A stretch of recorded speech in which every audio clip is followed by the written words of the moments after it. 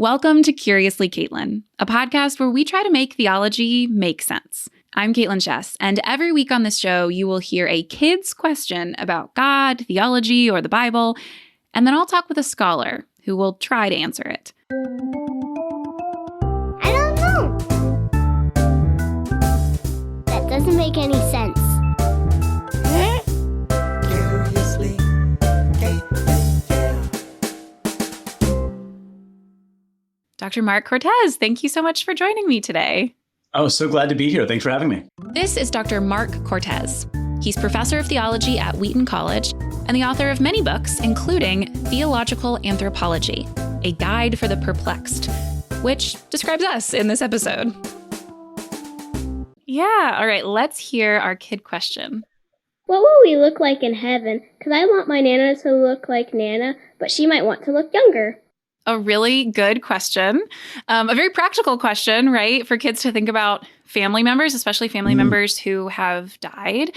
And I love the honesty of, I want my Nana to look like the Nana I remember, but she might want to look a different way. So first, let's just start with your initial reaction to this question. What will we look like in heaven? Oh, that is a great question. I will say that I always answer questions about heaven with the answer of, I don't know. It's got to be our starting point. Good. We just don't have that much detailed information in the Bible or even in tradition about what heaven's exactly going to look like. So I want to plead ignorance to begin with.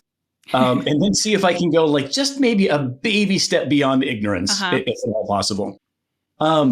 So on what are we going to look like in heaven? If I'm going to unpack that just a little bit. One thing I absolutely want to say first is that we're going to have bodies.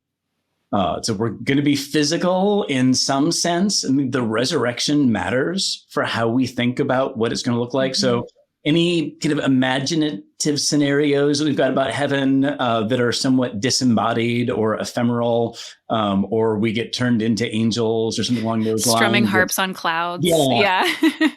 We take all of that and kind of put it off to the side. God made us to be human. He wants us to be human. I think that was kind of part of the plan to begin with. Sure seems like part of being human is to have a body. And so that's why the story, we get created with bodies. Jesus comes in a body. The story ends with us being resurrected in bodies. This is something we've talked about before, but it's really important. So we should say a bit more about what Dr. Cortez means here. He says that the story ends in resurrected bodies. Where does he get that? Well, Jesus talked about the resurrection a few times, like in Matthew 22 and Luke 14. And there's other places in the New Testament, like 1 Corinthians 15 and 1 Thessalonians 4, that talk about how when Christ returns, the dead will be raised.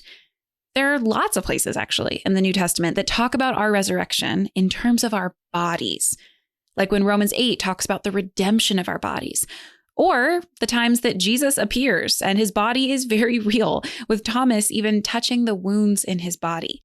Christians have always, for all of our history, affirmed that we are awaiting the resurrection of our bodies, not escape from our bodies.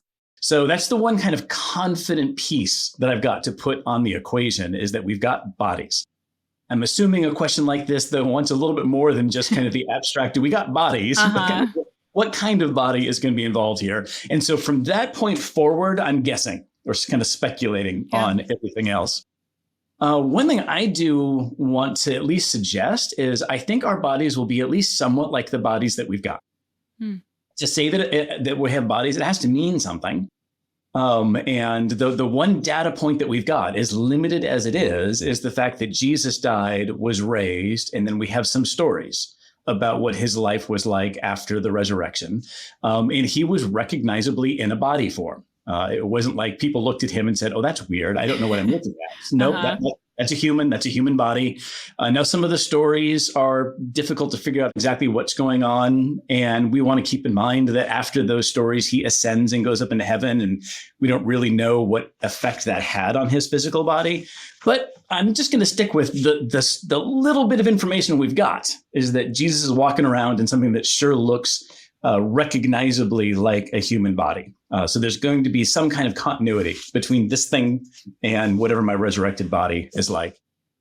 The other thing that I want to say is I don't want to lean into that too much. And if we're not careful, we kind of end up imagining life in heaven as being just kind of a slightly cooler version of what we've got now. And I think the Bible gives us enough to be a little bit more excited about what's coming in the future than just slightly cooler. It's going to be better than that.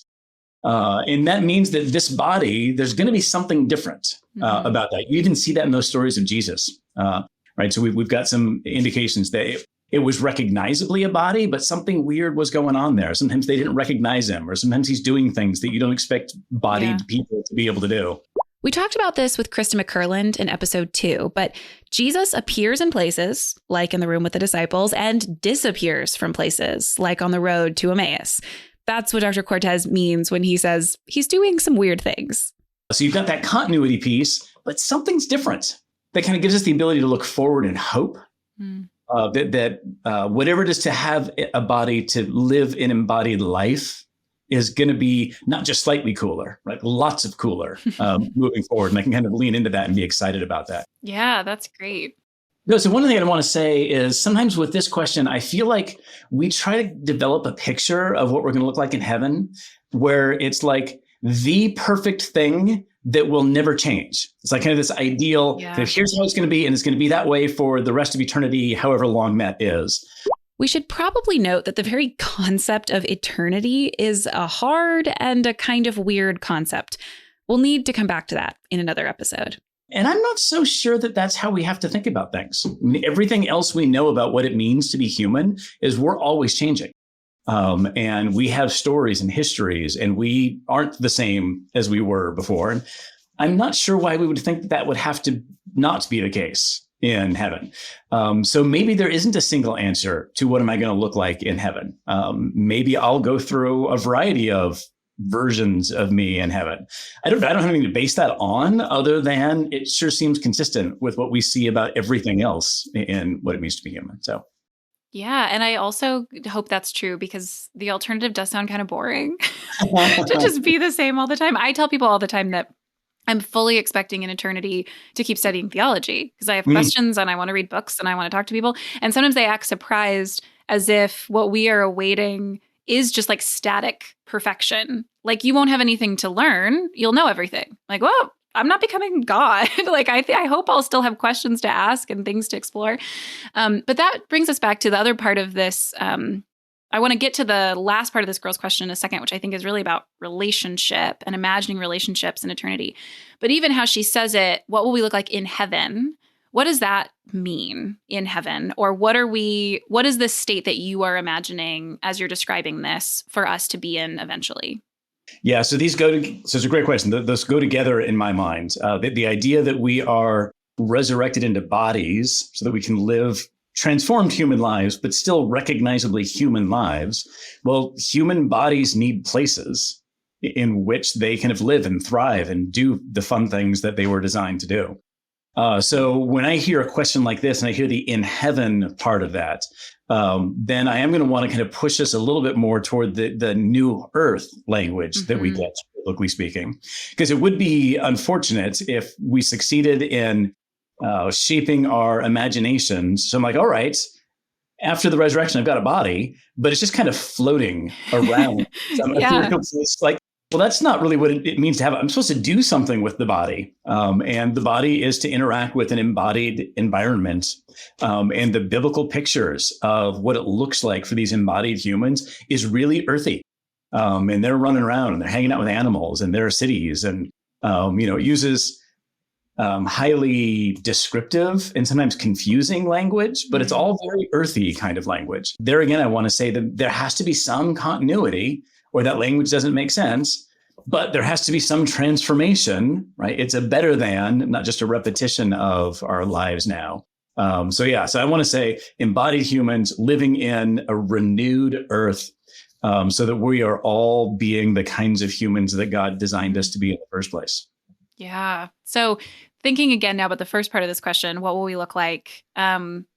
I think this kid might not be asking exactly this, but I think other kids have asked. I thought this, I'm sure, as a kid and now.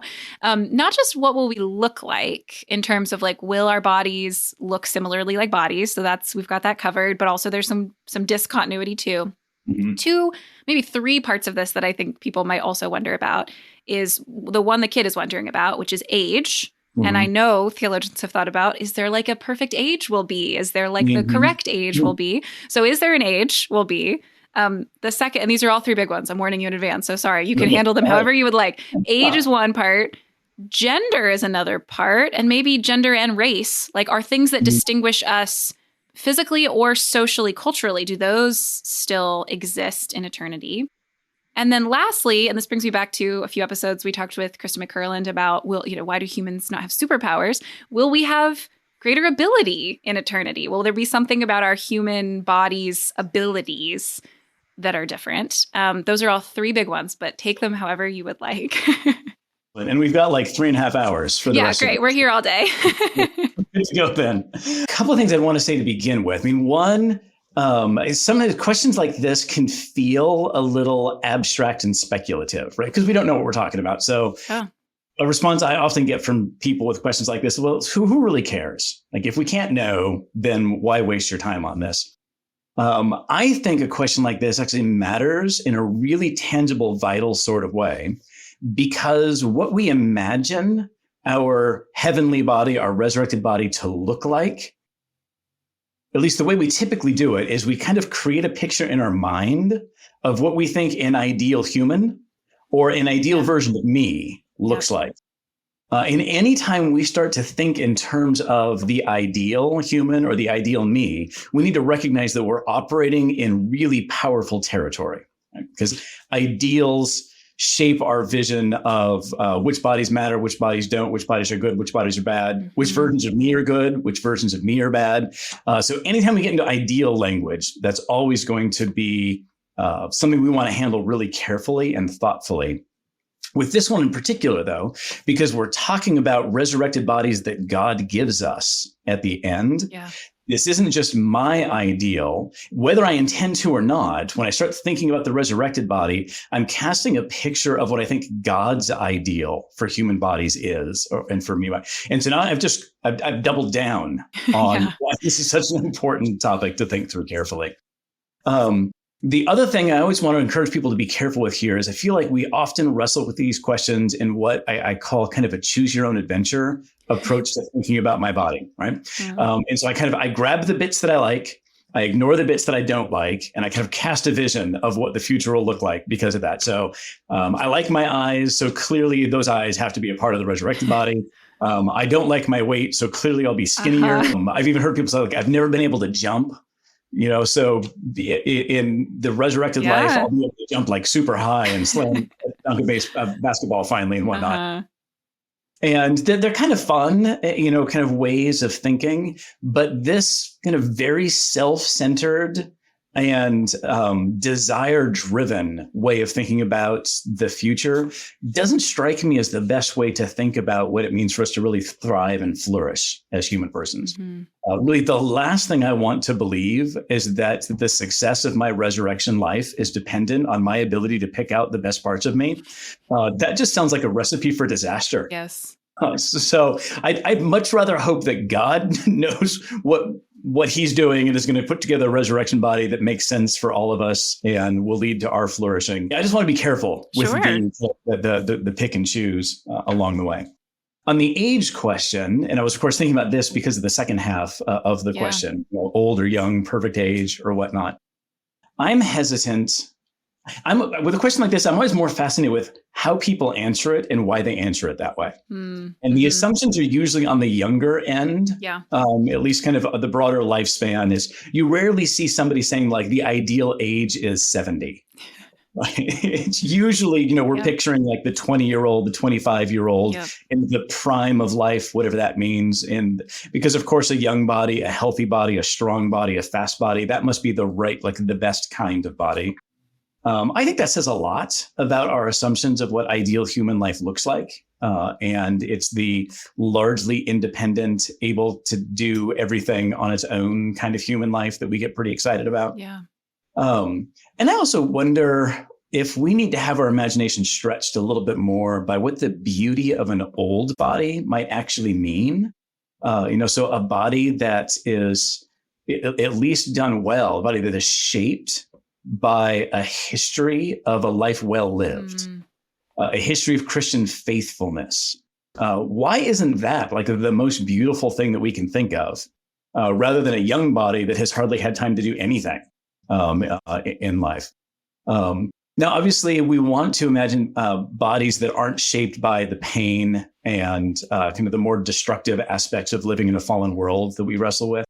But I can get kind of excited about the idea that maybe it is the 70-year-old body that was an emblem of Christian faithfulness that should, I don't know, capture our imaginations more than it ought to. Long version to a short question. Again, I don't know. No, I don't think it's perfect age. I think there are a lot of different ones. And I'd like to challenge us to think more broadly about different kinds of ideal ages. And now a word from our sponsor. Wait, what's a sponsor? Growing up, cereal was one of the best parts of being a kid. But as I got older, I wanted to make different nutritional choices. And Magic Spoon cereal has become one of my favorite choices.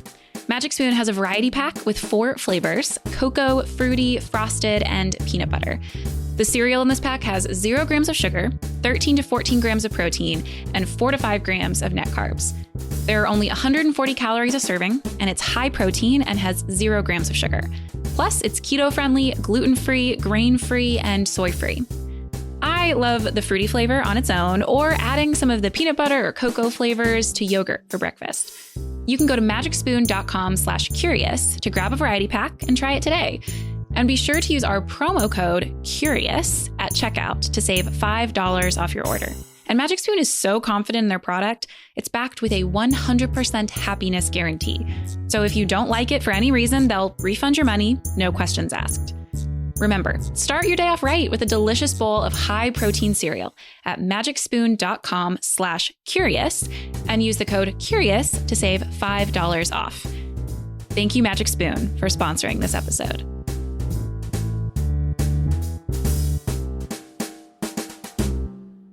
Gender and race, this is always where some of the fun stuff. Sorry. That's such a big question.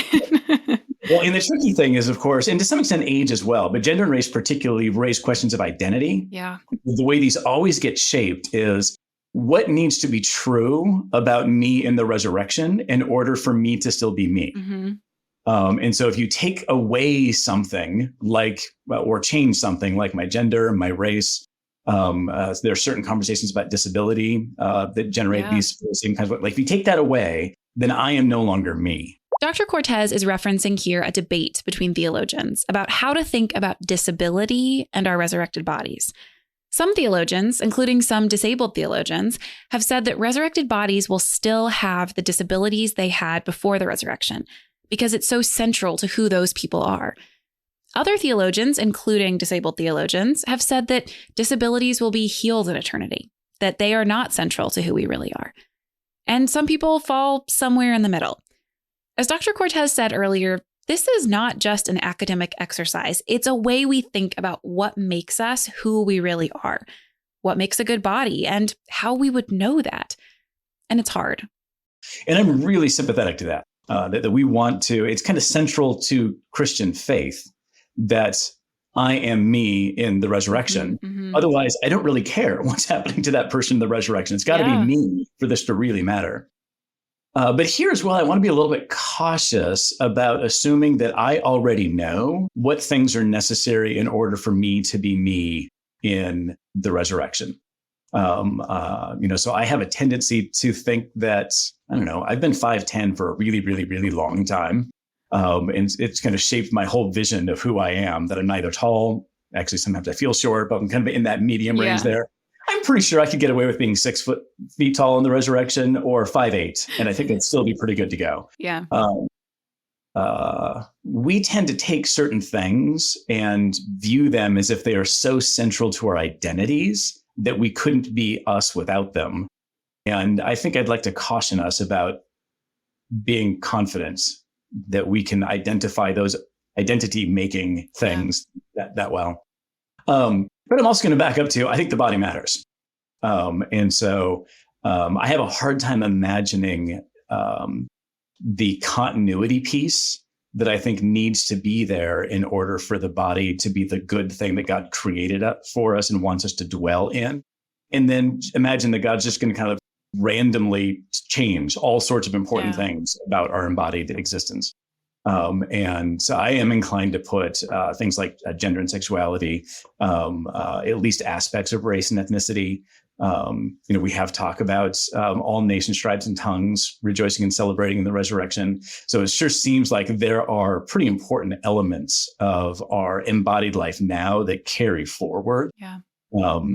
And I do think, again, done well, that's important because the body that I'm in now, this is the body that I'm trying to be faithful to Christ in. And so it makes sense to me theologically that this body then would get celebrated as it's being redeemed in the resurrection. And so there would be kind of marks of continuity that would say, no, it wasn't just any body that I tried to be faithful in. It was this one. So. That's really helpful. Part of what I hear you saying that is helpful for all of these other questions, like if people want to explore more of any of these aspects, is that there's some element of continuity. There has to be some element of discontinuity. And you keep coming back to God made human bodies and called this good. And so that has to be central to how we talk about this. Let's talk about the last part of this question, because I think this child who I know who asked this isn't just asking, she's a great, training theologian. She's asking good questions, but she also is not just asking abstract theological questions. She's saying, I have a relationship with a human that I see with my eyes and I can touch, and that's familiar to me. And I don't want to anticipate a world where, yes, I see them again, but they aren't familiar to me. Like you were just saying, it's not some other person that just, is in some way related to me. No, it's like, I want it to know that that's the same person that I know. So can you talk a little bit about, on that end of things, how you would answer, like, will we just be familiar to each other? Will there be relationships that we pick up again in the future that could help this girl who I think is just asking, like, will I know my Nana again? Will we be in embodied relationship together again? Generally speaking, I mean, the life that the Bible paints of the resurrection is community life, right? It's the life of God's people gathered together in intimate relationship with God and with one another, so that the joy that is vital to that is a joy that comes absolutely from our relationship with God and being face to face with him, but absolutely with doing that kind of alongside of the rest of God's people and celebrating this feast that is kind of laid out. But like it's a party, and it's a party that involves a bunch of people that are along there. I think the kind of celebration in community that the Bible's talking about really only makes sense in light of, kind of continuing and rejoicing in the relationships that we currently have. So I don't think there's a good way to understand what's going on there, where I kind of get dropped into this new earth state. I don't recognize anybody, and I'm suddenly supposed to just be amazed and joyful and celebrating and partying with them all. Yeah. It's certainly, I think, probably could go back to the continuity, discontinuity, but the relationships that we make now are vital to what God has created us for. So it wouldn't make any sense of who we know God to be, that those would just disappear eschatologically, kind of end times sorts of things. Yeah. So yes, the relationships are going to be there. I think they're going to be really important, and we can celebrate in them. Remember this word eschatology? We've talked about it before. It's a big word that, as Dr. Cortez says, refers to the end times, the end of the story. With a kind of a small child wrestling with these questions, I think probably two things I would want to lean into. One, we probably can do this even in this earthly sorts of ways, right? So I could talk with a kid like this about, I had a best friend when I was their age that we spent a ton of time with, played together all the time, knew each other inside and out. Haven't seen him now in probably 20 years. And I'm just going to go out on a limb and guess that he probably looks a fair bit different than he did when I knew him a long time ago. So it's not like I would see him on the street and just instantly know, oh, that's who that is. but give me maybe a minute and a half, maybe not even that long, of spending time together. And that familiarity, that relationship, it's there. Yeah. And that's something that we can rejoice and celebrate and enjoy, even though they're like, because go back to what I said earlier, we're humans. We do change over time. So there can be change, but it doesn't have to be change that threatens relationship or familiarity because of, I don't know, the life that goes on behind that. Well, if that's true for some kid that I knew 20 years ago and haven't seen since then, I mean, grandmas like rank much higher in relation than that. And so I'd want to kind of comfort someone like this, saying, I don't know how visibly familiar she'll be, but she'll still be grandma. Yeah. And you'll know that immediately and be able to enjoy that relationship in there. The other thing I tend to lean on here is just in Revelation, where it says that there will be no tears in heaven. And the confidence that gives me to know, even as I'm guessing and speculating and not being sure of what in the world I'm talking about, the piece that I can be sure of is that God is good and he knows us and he wants us to flourish. And I would probably ask, would I ask? I don't know. I might ask a kid like this, would it make you sad if you didn't know your grandma in heaven? If the answer is yes, and I think that's a good yes, I think that ought to make somebody sad, then I just can't believe that we can't hope that God can handle that. And then, you're going to rejoice in heaven because you get to be with grandma and you're both going to love it. That's great. Well, you kind of already answered this, but if you want to say anything else, my last question was going to be, imagine you're with this kid. What exactly would you say? I mean, I probably would just double down on God is reliable. God wants the best for us. So whatever the answer is, it's going to be a good answer.